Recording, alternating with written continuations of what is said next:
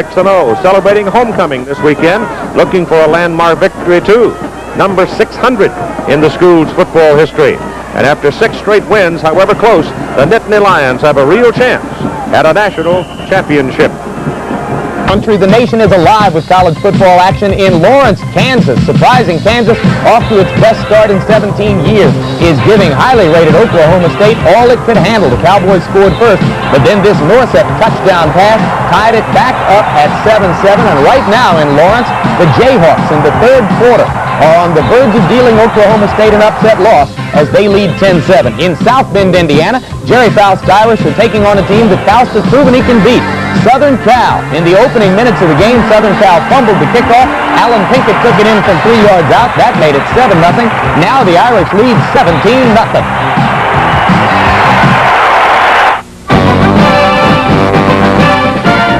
ABC Sports presents College Football Today. This ABC Sports exclusive is being brought to you by Radio Shack, the computer experts, by Certainty, manufacturer of America's finest quality home insulation, by Zenith, Zenith VHS video recorders, the smart VCRs. The quality goes in before the name goes on. And by Skoal Long Cut Smokeless Tobacco. Easy to use, great taste. That's Skoal Long Cut. Now with today's scores and highlights, our studio host, Jim Lampley. Hello again. There's a lot going on. Iowa, after the victory over Michigan, remained number 1, of course, in both wire service polls. The rankings you see here are from the UPI coaches poll, not from the Associated Press writers poll. And Iowa, on a long to Happel touchdown pass, is on top of Northwestern in the first quarter, 7-0. That game is at Northwestern. West Virginia is playing at Penn State. That's one of 2 regionally televised games here on ABC Sports. If you're not watching West Virginia Penn State, then you'll be seeing Colorado at number 3 ranked Nebraska in Lincoln. Colorado off to its best start in many years, but Nebraska has won 22 of the last 23 games in that series. Meanwhile, Michigan dropped only to number 4 after the field goal loss to Iowa, and they lead Indiana 18-15 in what has been a tough battle in the third quarter. Bill Mallory, of course, coaches Indiana. 2 of his sons play for Michigan, and Indiana got the first rushing touchdown today that Michigan has given up all year long, but Michigan's getting a big effort from Jamie Morris. They lead at 18-15. Mississippi State is playing at number 5 Auburn. Of all the teams in the Southeastern Conference, Mississippi State has given Auburn more trouble than any other during the Dye-Jackson regime, and they lead at 6-0 in the first quarter. Utah and Air Force are playing later today. The winner will take over the lead in the Western Athletic Conference. Brigham Young, which will be playing at Texas El Paso tonight, has played 1 fewer conference game than either Utah or Air Force. So the Utah Air Force winner will lead the WAC at this stage of the season. Ohio State is playing at Minnesota later today. Lou Holtz has the Minnesota people wearing gold and all fired up for the visit of Keith Byers and company. The big news in Columbus this week for those of us who observe humanity in college football is that 72-year-old Woody Hayes was released from the hospital after a 23-day stay there following a heart attack. Woody's second visit to the hospital this year. He had a stroke earlier in the year.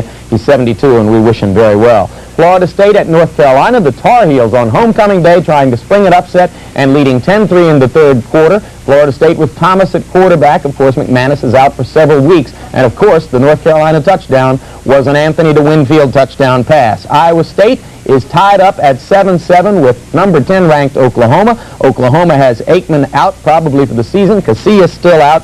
Tillman out with the hamstring injury, and Holloway is only the second freshman ever to start at quarterback for Oklahoma since World War II. The other one was Troy Aikman. Southern Cal at Notre Dame. We'll be showing you highlights of this game a little bit later on. Suffice it to say, it has been all Irish as they lead 17-0 in the second quarter. Colgate is at Army. The Black Knights of the Hudson bouncing back after loss to Notre Dame, lead 17-0 second quarter. Pittsburgh has been very tough against the running game all year, giving up less than 2 yards per carry, but both of those Navy touchdowns are by Napoleon McCallum, and the Middies lead 14-7 second quarter. Temple at Syracuse. Syracuse has gotten 3 interceptions from Marcus Paul, and they lead 29-6 in the fourth quarter. Boston College began the day with 34 turnovers, leading the nation in that category. They've got 4 more today to make it 38. and Cincinnati leads them 10-3 in the third. Richmond is 7-0 and ranked number 1 in Division 1AA. But today they're moving up to 1A, playing Rutgers, and winless Rutgers, with only the tie with Florida to show so far, is leading 20-10 in the third quarter.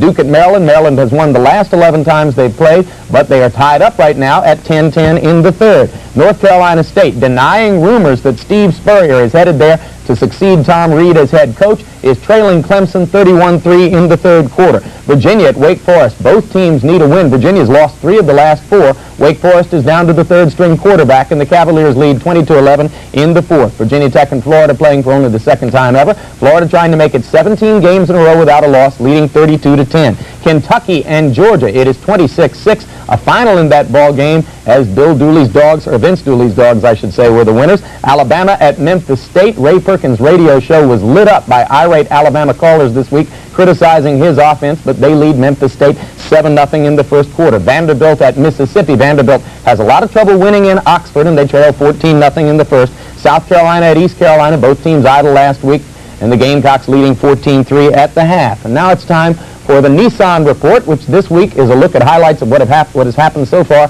in South Bend, Indiana, where Notre Dame has gotten off to an ideal start against Southern Cal. After the Trojans fumbled the opening kickoff, Pinkett took it in on this 3-yard touchdown run. It was 7-0 Notre Dame.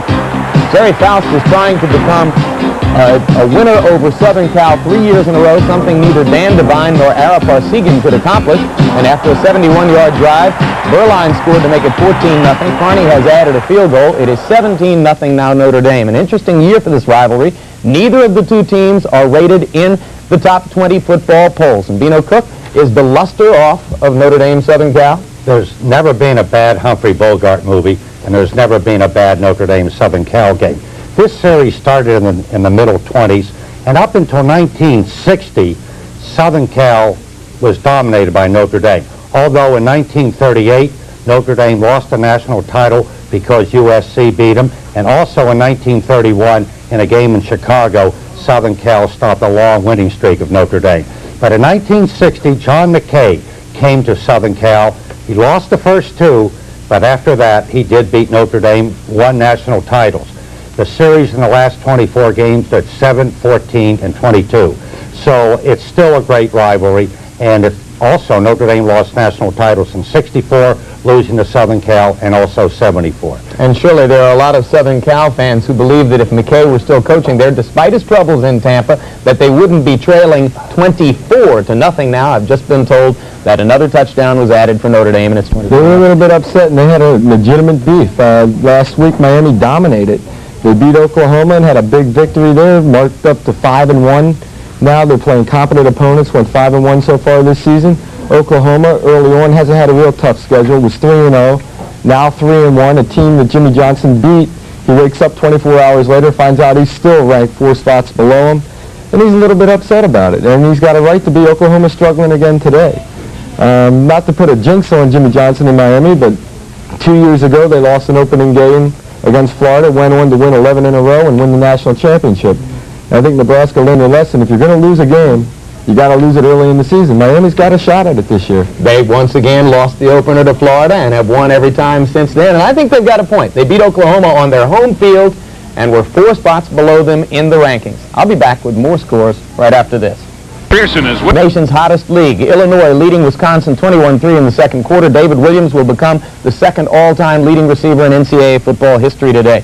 Purdue is leading Michigan State 24-14. Everett, with another sensational effort, completed 20 passes in the first half. Bowling Green is one of the 4 unbeaten, untied teams in Division 1A. With Brian McClure at quarterback, they lead Kent State 13-7 in the third quarter. Oklahoma State and Kansas, we mentioned at the top of the telecast, it is now tied up at 10-10, and either team will be on its way to a possible big bowl bid with a win today. Not necessarily a major bowl, but a good one. Kansas State at Missouri, and Missouri, looking for its first win of the year, finally has the lead in a game, leading 7-0 in the second quarter. Well, now, why are we showing you the Bridgewater at Plymouth State score? Because Plymouth State is leading 28-9 in the third quarter. And Joe Dudek, Plymouth State running back, has broken Walter Payton's career college football touchdown record today. He has TD runs of 16 and 58 yards in the first quarter, 143 yards rushing and 3 touchdowns at the half. They stopped the game for fireworks at Plymouth State, and Dudek has broken Peyton's record. So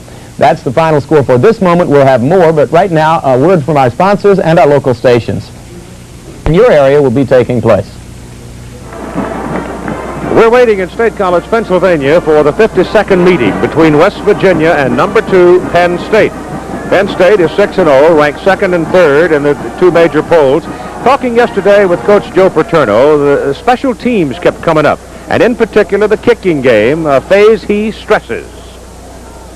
Well, it's field position and to win a game. I usually start off, when I start talking to the squad in pre-season, as to how you win and lose football games, and other things we've got to concentrate on in practice. And I always tell them we're going to win 1 or 2 football games with our kicking game. You're going to win a game with your kicking game when you absolutely, everything else is going wrong. Somebody's going to make a play in a kicking game. It's going to win the game for you. You're going to come out of it only because you had a great kicking game. Still watching your team, a relatively unheralded big man named Steve Smith is becoming your big play man. The more he plays, the more I'm beginning to believe you're right, Keith. He's made some great plays for us. He's made big runs. He's a big man. He's a very powerful man. Our kids don't like to tackle him. And it's the one guy that don't like to tackle. He doesn't look like he weighs 230, 35.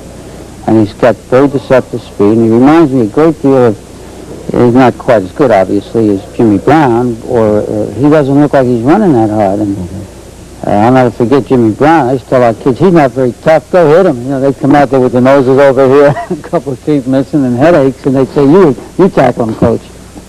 Joe, I would think that the opposition is getting the idea that the best way to attack Penn State right now would be through a short passing game, a nickel and dime kind of a passing game.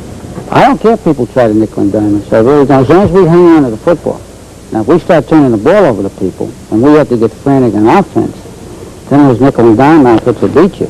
But if we kick well and we hang on to the football and we're not careless with it, we don't give up field position easily, which we have not done so far most of the time, I don't think the nickel and dime people will kill us. Some earlier comments from Coach Joe Paterno, and Mother Nature has been extravagant in providing a glorious autumn day, a postcard setting for this old rival. Keeps on making plays that wins games. Since Schaefer became the Lions starting quarterback in the final 2 games of last season, the Lions have won 8 in a row.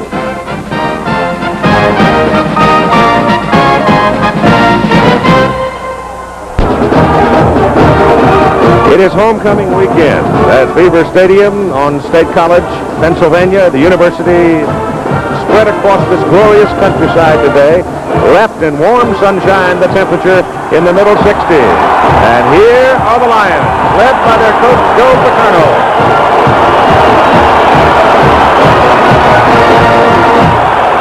6-0, ranked second in the nation in the coaches' poll. The Lions, a string of squeakers, as you can see, but all of them have been wins. Coach Joe Paterno in his 20th season, now with a record of 1-8-2, 43-2, and he has never had a losing season.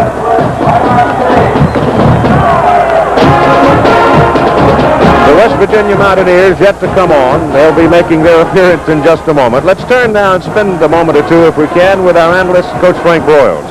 Frank, I guess it is apt at this point to say that the success of Penn State this season is tied directly to the absence of mistakes.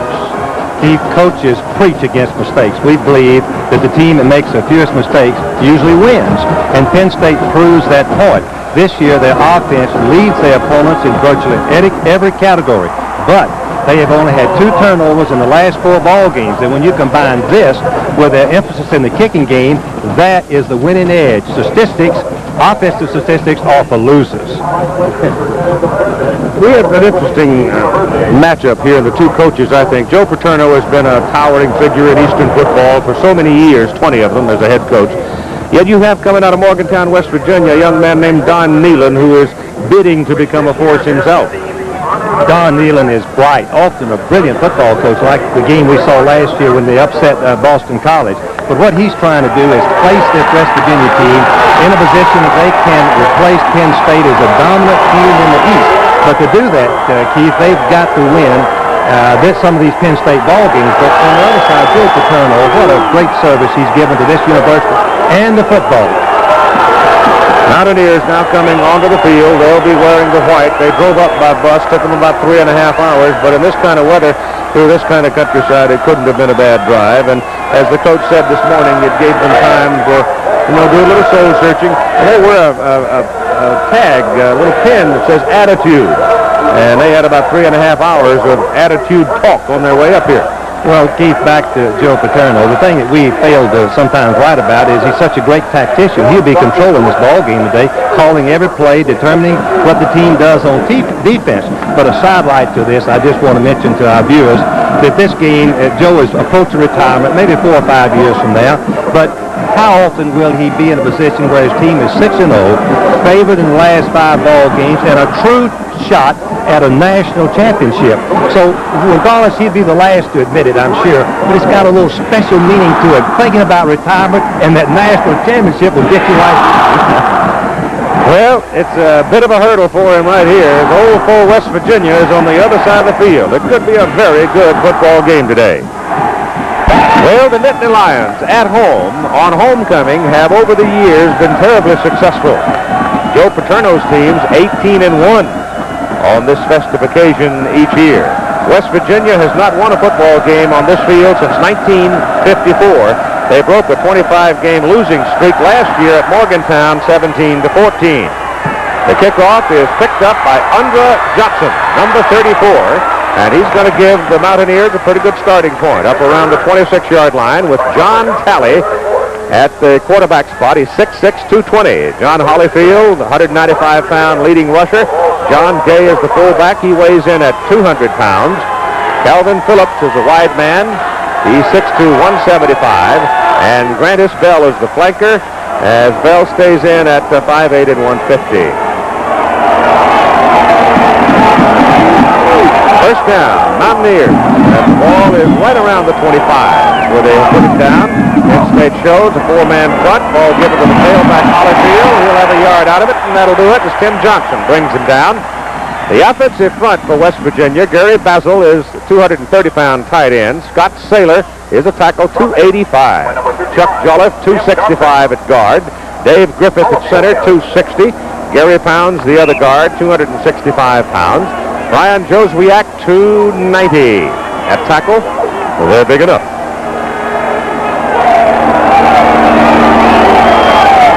They've got 3 wide people now and move the tight end Basil over to the other side, and back goes Talley on a roll, looking downfield. He'll unload it, throwing deep for Bell, and it's thrown out of bounds. He lost control of the ball as he cranked up to deliver it. The defensive unit for Penn State, up front, you'll have Bob White, Mike Russo, Tim Johnson, and Don Graham. The backers, and remember this is linebacker U, Shane Conlon, Trey Bauer, Rogers Alexander. Duffy Cobbs and Lance Hamilton are the corners, with Zordich, Michael Zordich, and Ray Isom, the safeties. For West Virginia, it is now 3rd down and 9.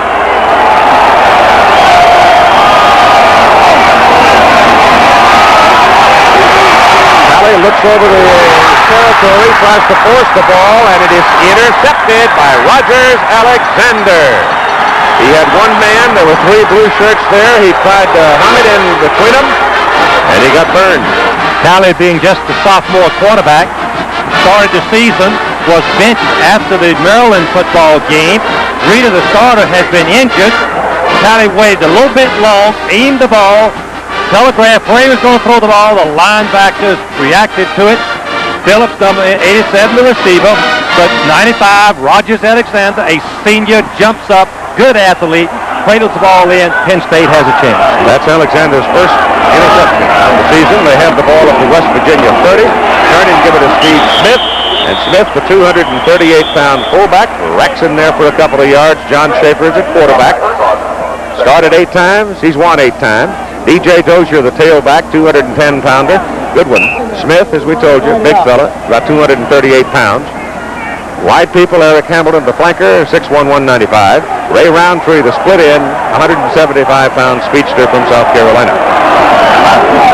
It's 2nd down and 6 as Smith goes 4 yards. He's one of those kind of backs. He disappears in the crowd and everybody gets up. He's got 5 or 6 yards on you.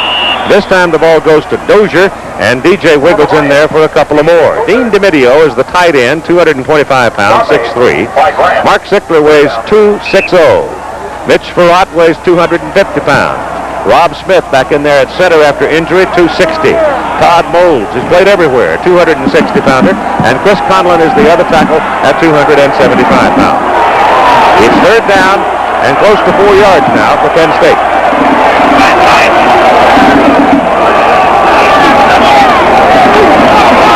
This pass, good for the first down.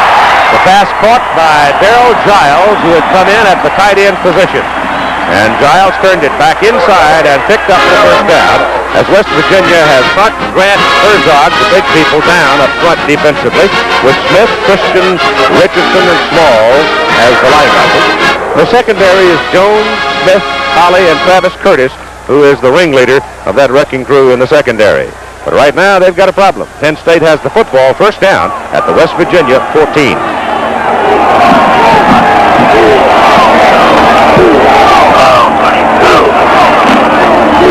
Ball is given to Smith. Century defense for any one person. Big advantage for Penn State. Second down and 6 now. Ball just about touching the West Virginia 10. In the early going, the Mountaineers turned it over. Penn State getting a pass interception for this opportunity. Ball is given to Smith, coming outside with it, turns his shoulders upfield, and instead of going down at the line of scrimmage, he moves it to the 7 before Larry Holly can finally wrestle him down. As we look at Joe Paterno, who is calling each of the offensive plays, he stays right on top of this game.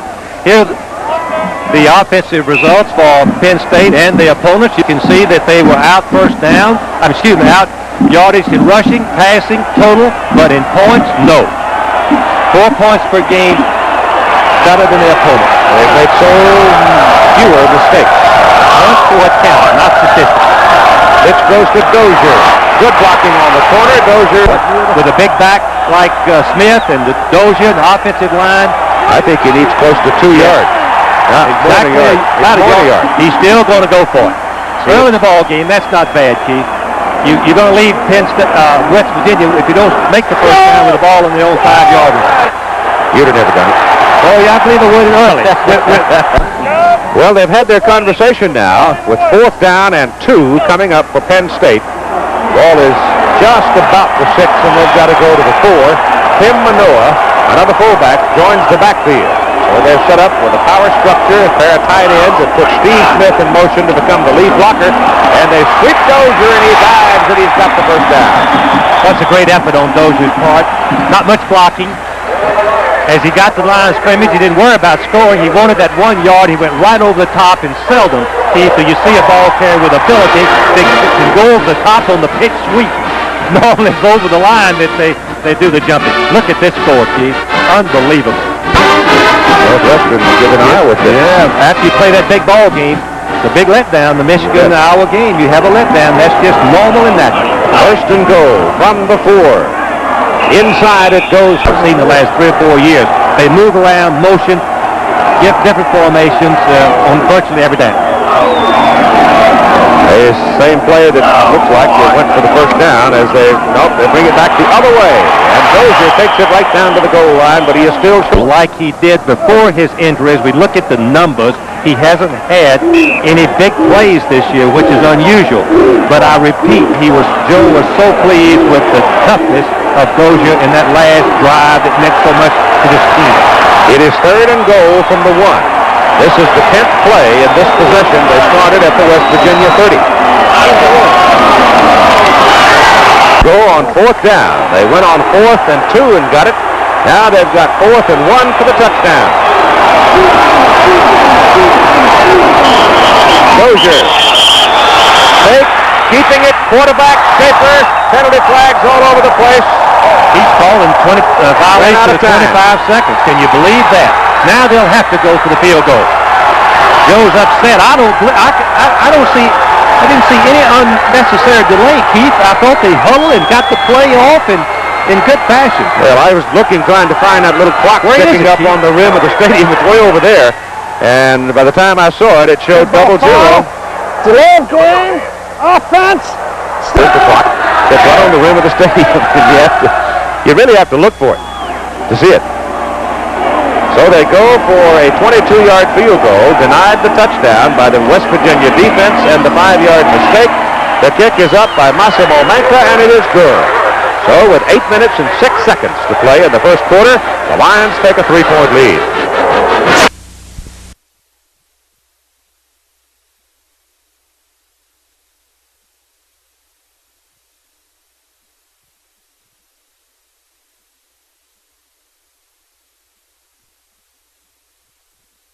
.344-yard line. A 48-yard punt by Super Rick and an 8-yard return with 7:09 to go in the first. Earlier from Jim Lampley that Steve Spurrier might have some interest in if North Carolina State is to make a coaching change, and we don't know that. Florida, one of the better teams in the country, but nobody gets to see them because they're on probation. And Georgia won big today. All right, here's Penn State. Call it the 44-yard line. John Schaefer, the quarterback, stumbles coming off the snap, but goes down the middle with it. And the pass is incomplete. The pass intended for Michael Timmy. And has some benefits for late in the ball game. Here's Schaefer's numbers, just under 50% completion average. That is second down and 10 for the Lions as he pitches the ball to Dozier. Dozier gets a great block from Smith on the corner, and he's going to pick up about 7 yards on the carry. Matt Smith and Travis Curtis bring him down. Travis Curtis, number 5. The free safety for West Virginia is he got 6 yards on the carry. Manoa is in, and Dozier comes out after the last run. A little quick pop to the sidelines by Schaefer. He was under some pressure because number 30, Fred Smalls, was coming right down his shirt front. And Eric Hamilton gets again have the ball first down at their own 20. The Lions lead 3-0. Minus 4 yards. Third time they've had the ball. Alley rides it down the line, options it off to the tailback, trailing the play. John Holliday fumbles the football. Penn State is arguing for it, but they won't get it. Keith, the Penn State safety man is playing to the weak side, and so they're going one-on-one. They're just challenging Cobbs, number 16, with their speed down the field. This is the third time. I don't think I've ever can remember where you go deep on one defensive back 3 times in 3 possessions. White just thinks he was interfered with by Cobbs. I don't agree with it. Zordich was the backup man, and he was in the right place. Second down and 10. Talley with the ball, running around, caught from behind, and Beck at the 46. Run down by Shane Conlon, and we run quickly to Jim Lampley. And Keith, in what has to rank as one of the weirdest psychological moves ever, Notre Dame changed jerseys at halftime. Leading 27-0 in their blue jerseys, they switched to a rather inelegant artificial turf green. So they led 27-0 in the blue, and they're down 3-0 in the green. Back to you, Keith. I don't understand that, Keith. I don't either. I don't think I've ever heard of that. But going deep trying to go deep has hurt West Virginia and keeps their possession. He's looking deep again. He's going over the... Now, that could be called interference. There was definitely a bump by Ray Isom. John Holyfield coming down the field. And Winslow back at tight end. They've got their quarterback returning. Chandler, the wide receiver's back. Gary Anderson is with them. And Penn State with D.J. Dozier carrying the ball, breaking tackles at the line of scrimmage and running for a first down out to the 43. Boy, that's the D.J. Dozier that we remember before his knee injury. That doesn't mean bring your own bottle. Oh, okay. I mean the Legion Club's closed. The Legion Club is closed. Go with the hell. First down and 10. Ball is handed off to Tim Manoa. Brilliant performance for Chuck Long once again. At halftime, Iowa leads Northwestern 28-3. And listen to this. Long with a 28-yard touchdown pass to Billy Happel, 44 yards to Ronnie Harmon, 89 yards to Robert Smith, 35 yards to Happel. So 4 TD passes, all of them for distance, and Iowa's cruising. Keith? That's almost unfair. He has a great passing attack for Chuck Long. Second down, 6. Ball goes to Manoa again. Used to be a slow-starting team. I think the reason is they have a young quarterback that hasn't played before. And look at the Hogs. Oh, a lot of points in that ball game. It's third down now, and 4.5 yards. But Schaefer looks left, looks right, throws left, man wide open. going to be a touchdown for Ray Roundtree. Safety Smith fell down, Chief. The defensive back slipped. He charged up. That's a mistake. He has deep responsibility first. Then when he charged forward and tried to reverse himself, he slipped and fell. Roundtree had nothing to do but go down the field, and Schaefer very carefully put the ball in there for the touchdown. 51 yards.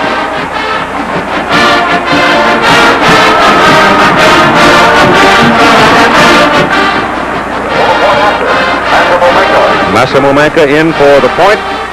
Out of Kisner's hold. Low snap. Gets it down. And he got it.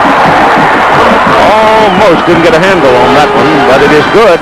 And with 53 seconds to play in the first quarter, it's 10-0 Penn State. Let's look at it again. The blitz is on. Penn State had decided that they were going to throw the deep pass on the blitz.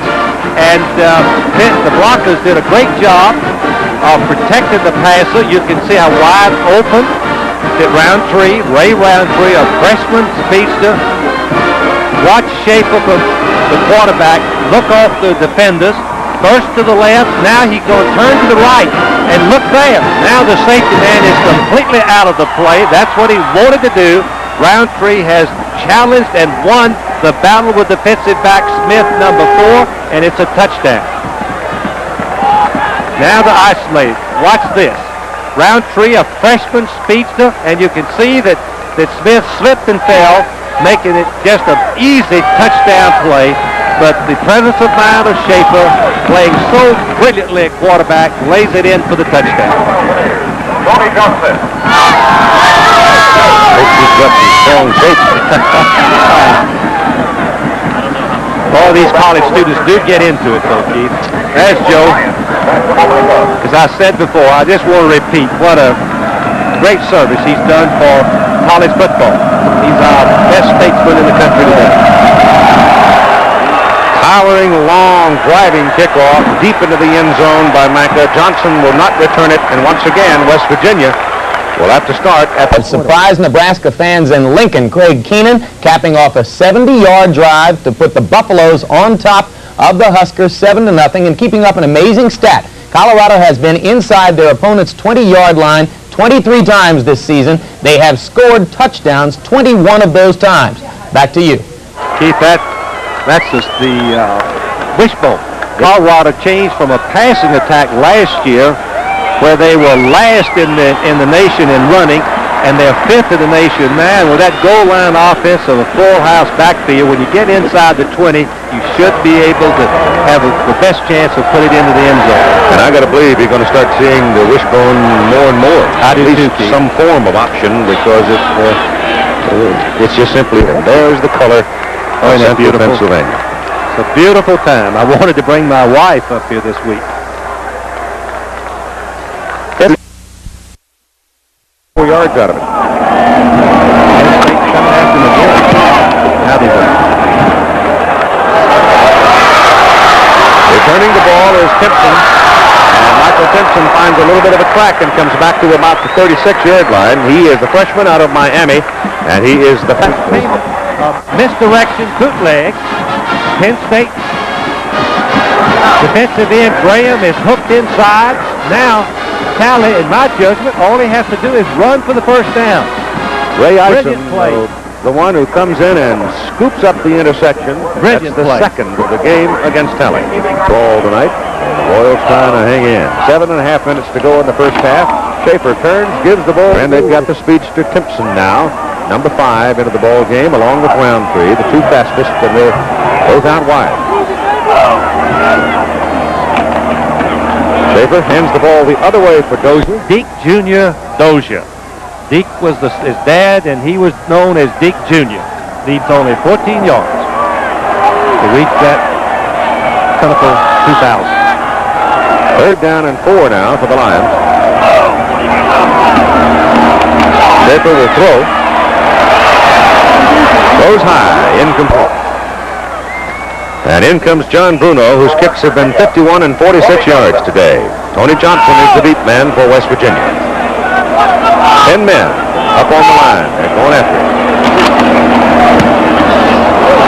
He gets a low driving kick out of it and gives Johnson a little bit of room. He gets one block and turns in a fine with a 33-yard punt, a 17-yard return.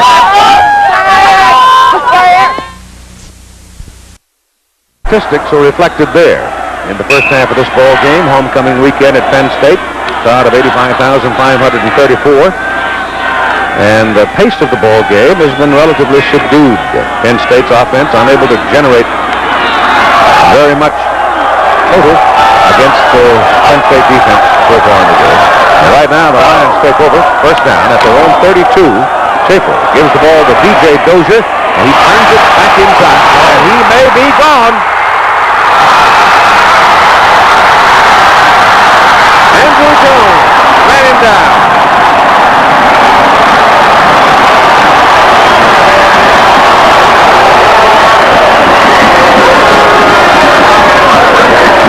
Outstanding football teams have great running backs. D.J. Dozier is one of the best at the spin off of a tackler of any person I've seen. Watch him do a 360. Then he has the speed. Now he sidesteps Hunt, number 70, and turns it over. Of course, the ball is just a little bit of a handicap carrying it, and Jones, number 6, pulls him down. So they're without one of their leading defensive people. And the ball to Steve Smith, and Smith moving from the 16 maybe to the 15. One thing that Penn State has done all year, mix up passing and running. They've had as near balance, which is so desirable as any team that we've seen this fall. Lions threatening again. That goes ahead now, Steve. Second down and 9 from the 15. Schaefer stands up, walks it into the end zone.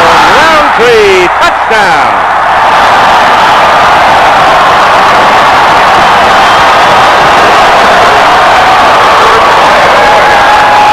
Yellow laundry on the field. A flag and a penalty, and it's going to come back, looks like.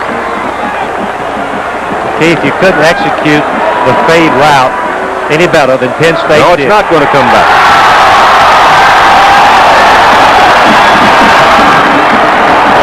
Hold it.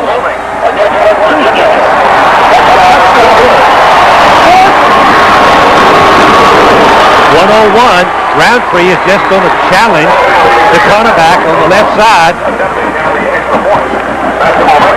The ball is laid over the head of the defensive back. I can't see his number, Keith. 5, Curtis, who's moved over from the safety It was there. Holly, I thought. Was it Holly? Yeah, Holly. Number 9, the strong safety there. A little bit out of position. He didn't look for the ball. No, he didn't play the ball at all. When the receiver looks up, the defensive back is supposed to look up. Play the ball. Manka, extra point kick, good. Roundtree having a heck of a ball game. They've thrown it to him twice, good for 66 yards and 2 touchdowns. On passes this one to Bill Happel. That made it 35-3. And by the way, Bo Jackson has 130 yards and 19 carries and 2 touchdowns himself. Let's go back to Brent and Era. And so I guess that Heisman Trophy race is From this massive structure, reach out onto the field. And I would say one of the wisest investments made here in some time was the installation of lights, because they've certainly been able to use them. Keith, the cost is about $600,000, but as you mentioned, one TV game or 2, since they're an independent, Penn State, they don't have to divide the TV money. Low bouncing kick. Gravy bounce.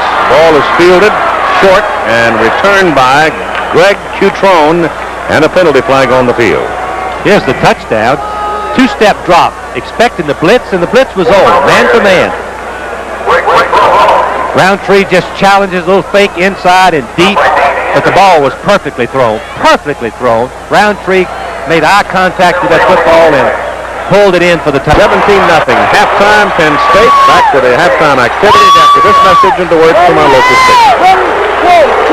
Dan, I'm Jim Lampley, and now we're going to get up to date in 4 minutes on all the significant scores we can give you in college football. Iowa leads Northwestern 35-3 in the third quarter. Long in the first half, 7 of 11 in the air, 217 yards, the 4 touchdown passes, all of which traveled some distance, as we told you here earlier. Colorado is down to the 3rd-string quarterback. Hatcher can't play. The number 2 man has been knocked out. They are now down to sophomore Allen Strait, but they're tied up with Nebraska 7-7 at halftime, and Colorado missed a 51-yard field goal try just before the half.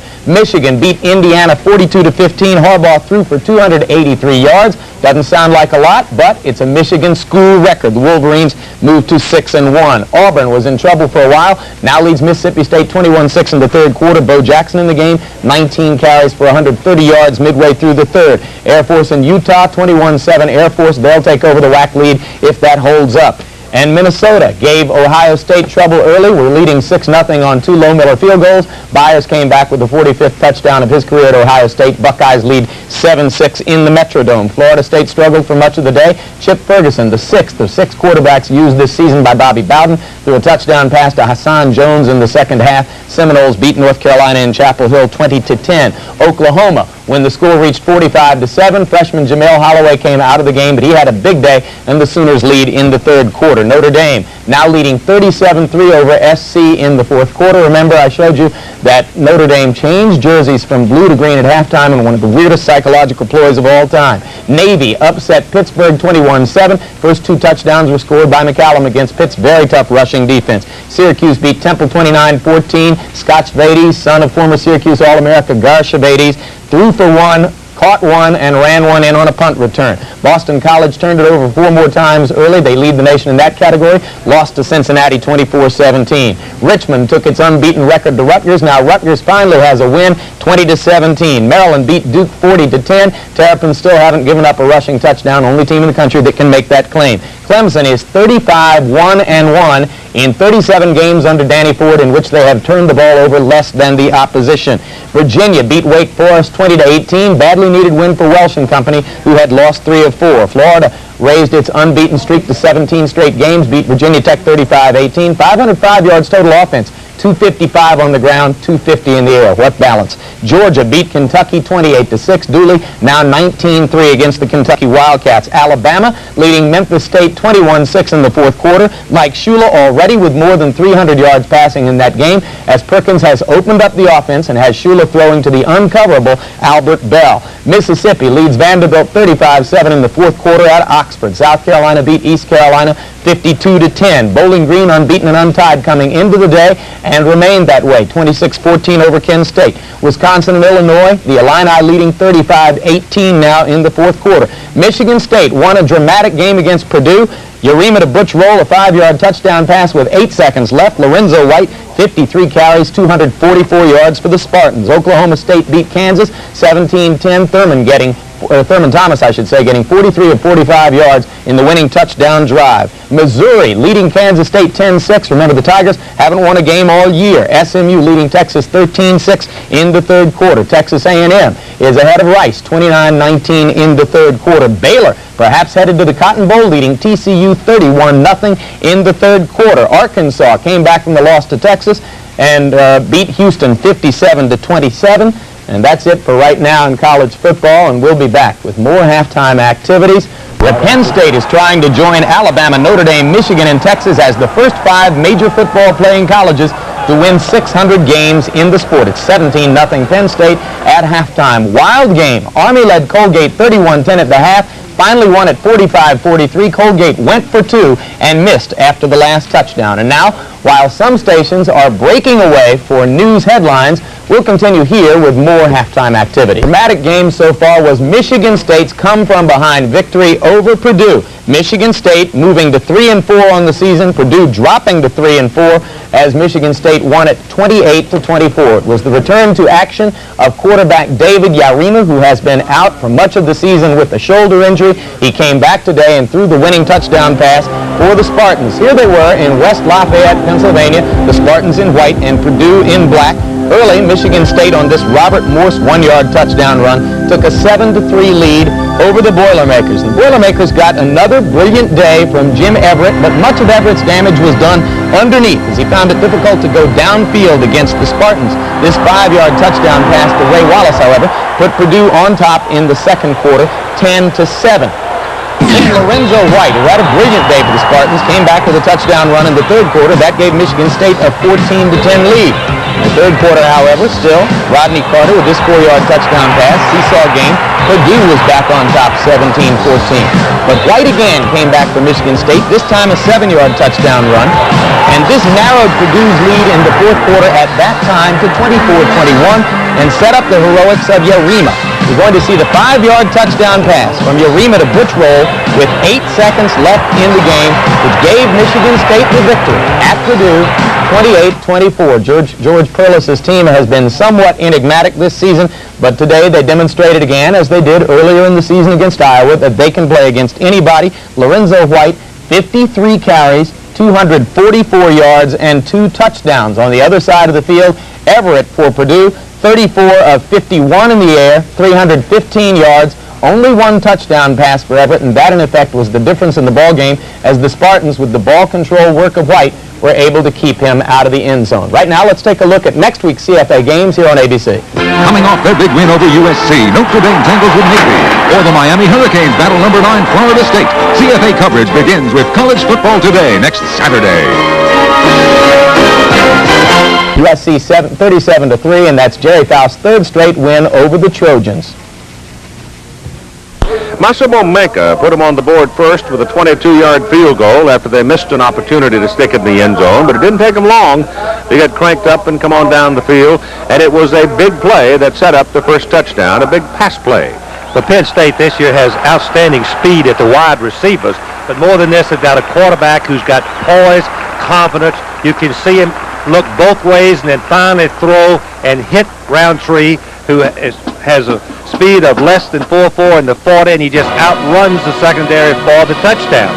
Now, as we isolate on Roundtree, Smith, number 4, is playing in man-for-man, but when Smith made the mistake of charging up on the first fake by Schaefer, he slips and makes it an easy touchdown for Roundtree, putting Penn State ahead by 10 points. And in the second quarter, DJ Dozier had one of his bigger plays of the season to this point with this run for 53 yards. Dozier has been bothered by physical problems the 3 years he's been on this campus, but he's getting back into shape after a knee operation. This is perfect illustration of the potential of DJ Dozier to make the big play. All outstanding football teams have great running backs, and DJ fits that mold, and I'm sure Paterno is happy to see him break loose for this big play.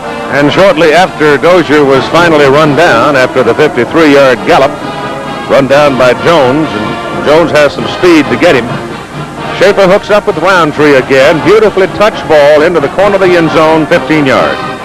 Poised by Schaefer, speed by Roundtree, concentration level right over the head of Curtis, the safety man, for the touchdown right before the half. Blair Thomas and Jim Coates are deep for Penn State to receive the West Virginia kickoff.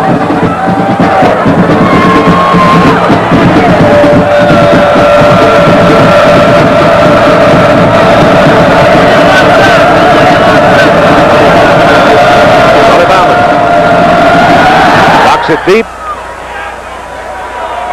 Thomas deep in the end zone was going to come until Coates grabbed him just before he stepped over the goal line.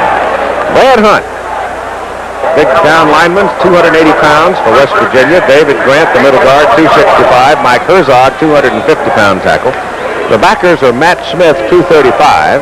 Derek Christian, 230. Van Richardson, 225.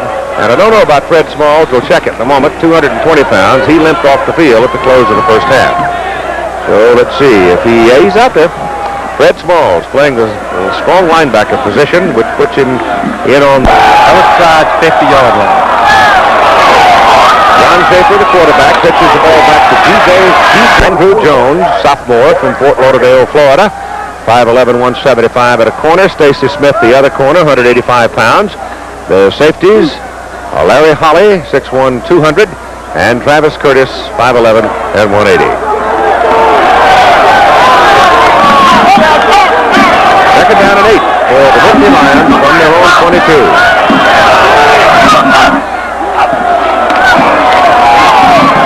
This is the leading. Penn State has controlled the ball for field position, upset the curve underdog, plays a near-perfect game. West Virginia has made mistakes on both sides.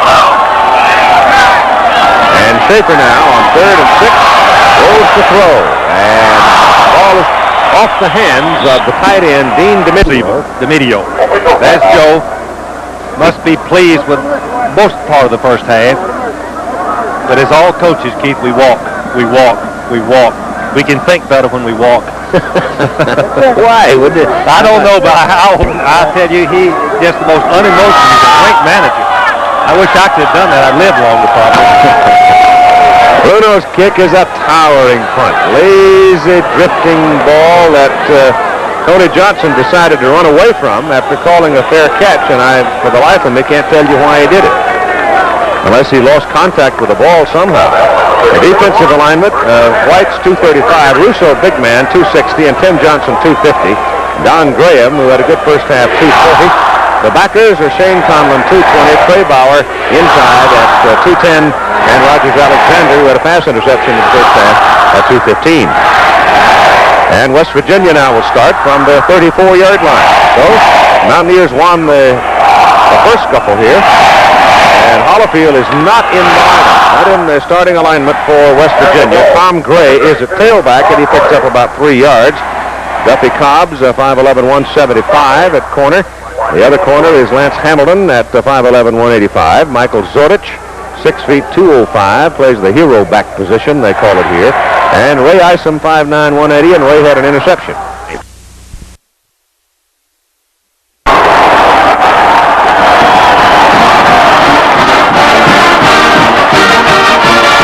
Safety man Johnson should have signaled for a fair catch. The ball went right through his hands as he looked up to see where the defenders were. He did not know that the defenders were so close to him. Another big mistake by West Virginia. A 59-yard punt, longest of the year for Bruno, and Penn State, after Johnson dropped it, covers the ball. They won the wrestling match for control of it. First down at the West Virginia 14. Sidney trying to cash it in. Dozier having to turn around to catch the ball is going to lose. Well, we're winning big, really big. Penn State in control here. Nebraska struggling at halftime, even with Colorado. Michigan won big. Auburn winning. Air Force winning. BYU plays tonight at UTEP. Ohio State losing right now to Minnesota. Second down, 11. Smith back to the original line of scrimmage. Force you into a passing attack. The trap play did work. Yards on first down. That tells the story of this ball game. Third down and about 9. Draper to throw. With some heat. One man had him by the shirt, but he got away, and the ball thrown for Dozier is knocked down on a nice play by Derek Christian. The reason to escape the tacklers of West Virginia, but he did and got the pass off, avoiding the big loss. Van Richardson had a handful of shirt, but he couldn't hold on, and Manka comes in now for a 30-yard field goal try.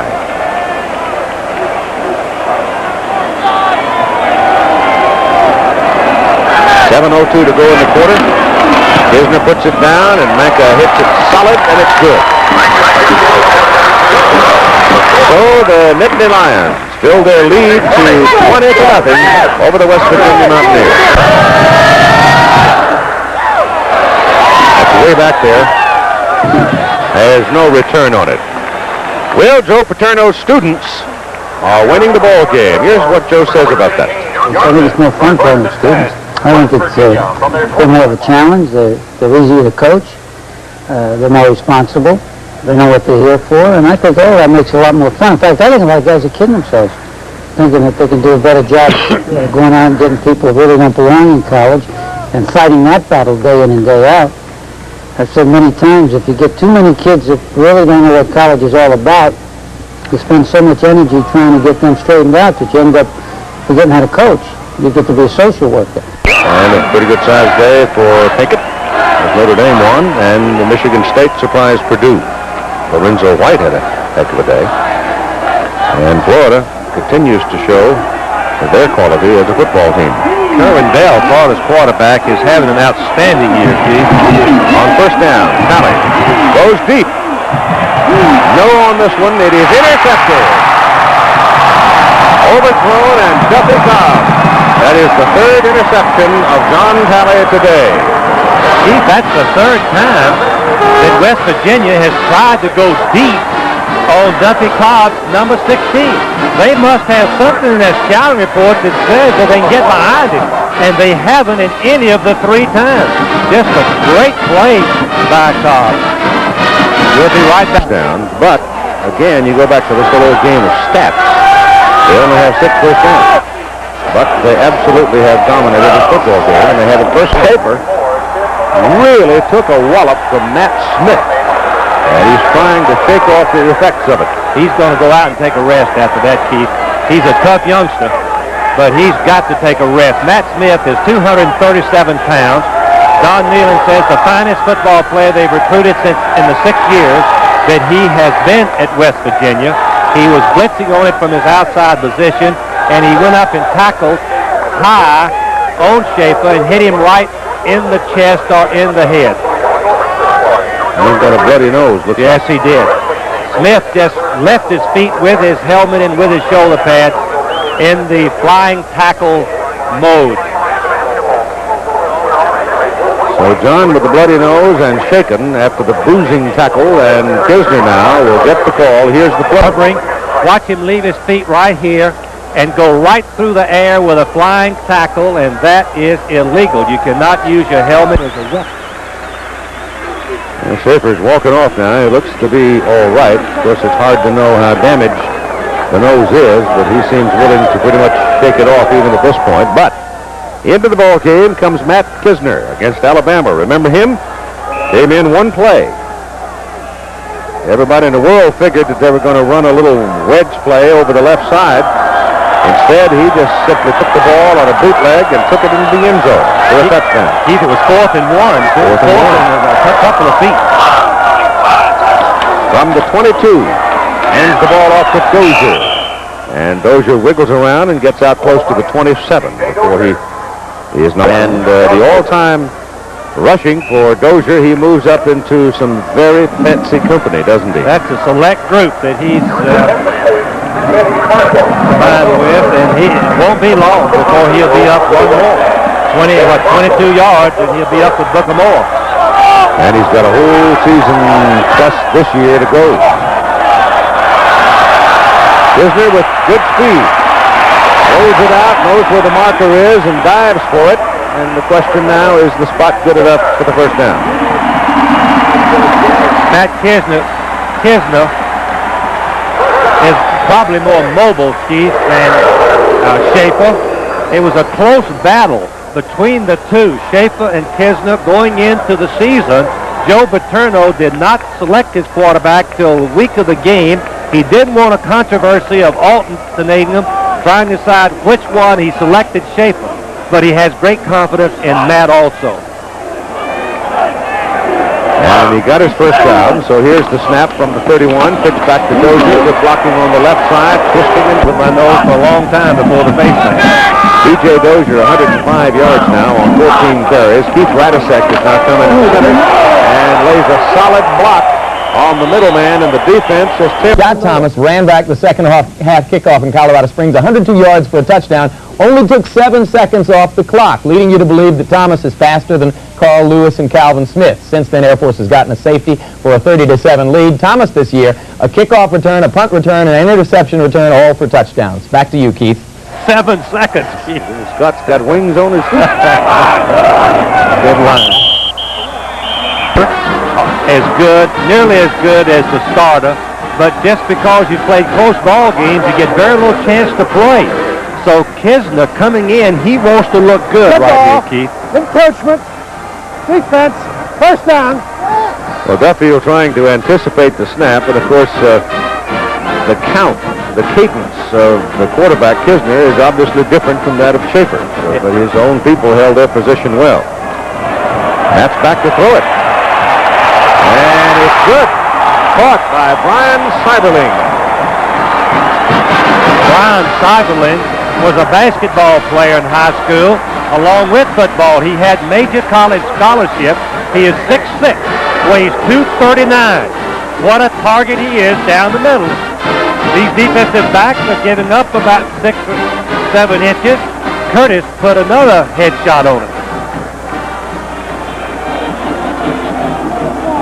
Ball is at the West Virginia 23. First down for the Lions.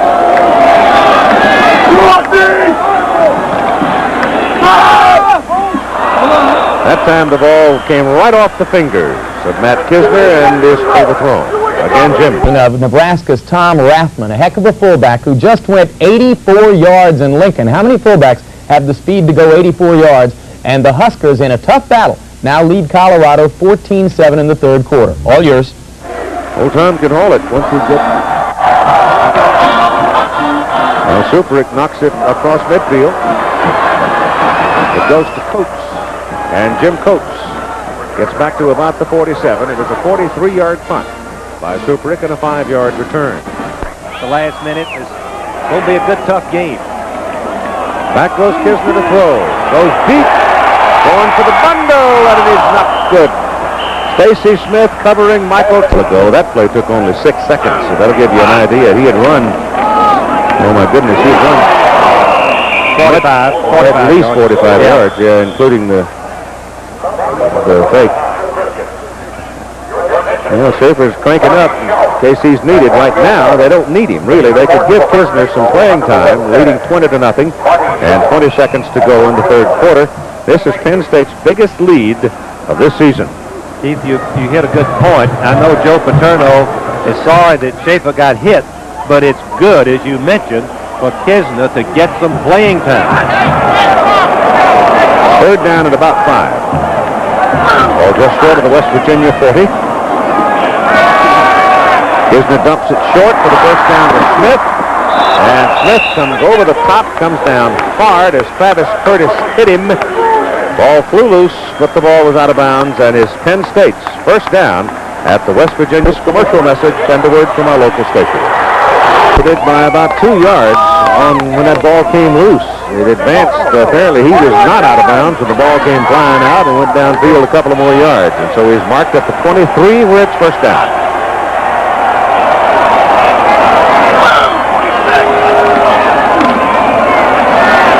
Business pass, filled in the middle to Roundtree.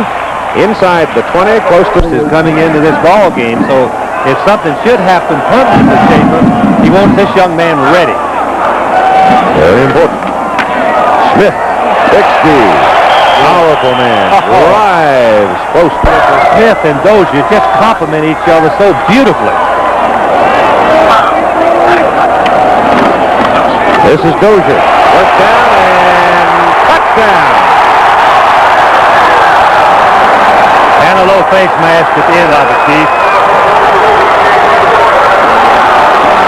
They'll assess that on the kickoff as Penn State early on in the fourth quarter jumps out to a 26-0 lead over West Virginia. Dozier now on 17 carries, 128 yards and a TD. And when you said explode, that describes it perfectly. Look at those legs. Look at them churn. 215 pounds. Has great vision, instinct in an open field. Smith could not get him down. The face mask occurred as Smith, number 9, grabbed it with the right hand. That's dangerous, Keith. That could be injurious to Dozier. Andrew Jones that grabbed him. I mean Jones, number 6. Smith, number 4. Mank is in now for the extra point kick.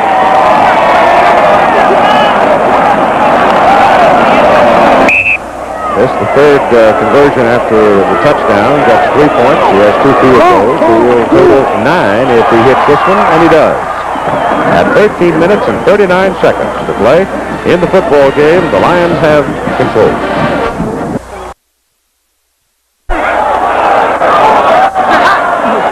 Wilkerson, big, tall, lanky fellow. No, it is not Wilkerson. Now I'm going to get this right. I didn't have any history on Wilkerson. It is Thomas carrying the ball again, but it's John Toogood. John Toogood is in there. He's wearing 19. Wilkerson is wearing 19. I'm not even sure that Wilkerson suited up for the ball game today. West Virginia, number 16, Penn State runs out of downs. On 4th down and 4, they will punt it back to West Virginia, and the Mountaineers will have it one more time. Johnson lets it go, takes a soft bounce, and crosses the goal line. Tried to bat football. Today's football with passing so proficiently, it's a different game than we had back a few years ago. And we get a new quarterback, Timko, in the game for West Virginia, and he throws the ball sharply on a short gain to Calvin Phillips up to about the game. Thinking he could pull it off. Timko's pass is away. Well, he looks pretty good, doesn't he? Yes, this was the key chance. Loops it downfield. The intended receiver, Bell, never looked at it. The ball falls harmlessly behind him, and the Penn State Nittany Lions have polished their posture with a 27-0 victory over Old Foe, West Virginia. And for Penn State, it is win number 600 in the school's collegiate football history. That's a bunch. Not many teams can say that across the country, but the Lions now can. 27-0 today.